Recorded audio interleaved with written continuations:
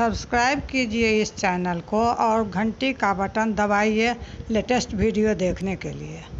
कथी लागी गौरी है माघन हईली, कथी लागी कार्तिक मास गे माई, कथी लागी गौरी है माघन हईली, कथी लागी कार्तिक मास गे माई, कथी लागी गौरी है तीज व्रत कैली, बर मिलल बउरा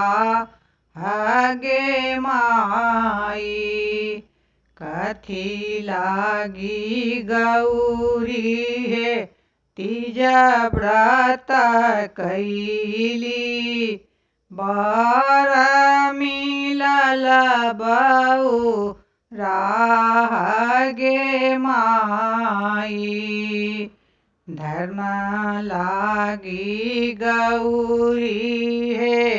माघन हईली, कर्म लागी कार्तिक मास गे माई, धर्म लागी गौरी है माघन हईली, कर्म लागी कार्तिक मास गे माई, बर लागी गौरी है तीज व्रत कैली, बर मिलल बउरा गे माई, बर लागी गौरी है तीज व्रत कैली, बर मिलल बउरा गे माई, आई बर लागी गौरी एते ताप कैलन, बर मिलल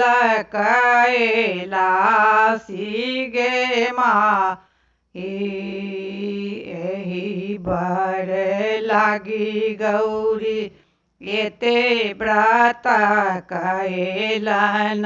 आभि गेल आजु कैलासी गे माई, कथी लागी गौरी है माघन हईली, कथी लागी कार्तिक मास गे माई, कथी लागी कार्तिक मास गे माई।